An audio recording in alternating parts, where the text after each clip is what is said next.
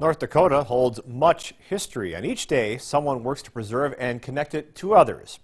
Adrian Oglesby shares one moment from a local history buff. The outbreak of World War II changed the lives of many. In 1942, Fort Lincoln Internment Camp in Bismarck, North Dakota, held a total of 3,850 people of German and Japanese descent, one of many across the world. There were numerous camps. There's one in Fort Missoula in Montana. There's a couple in Texas. We were one of the largest, though. Here in Bismarck, Fort Lincoln only held men. Professor Perry Hornbacher, a history professor at Bismarck State College, says these male internees were primarily Japanese and German. And the Japanese would coexist with each other.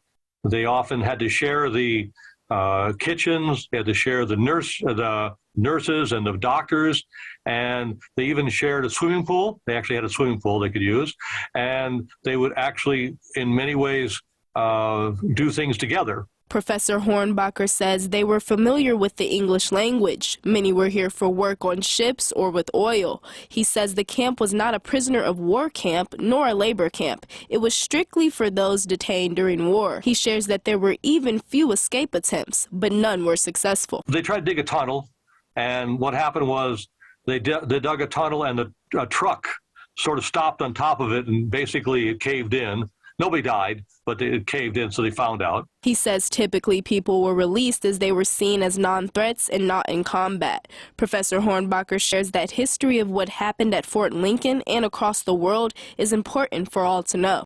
A lot of times you have to go back and look at these because it's a good example, unfortunately, of how America during war can be a country that will incarcerate or detain people where in normal times they wouldn't be. And it is sort of an example of showing how governments react to war situations and conflicts.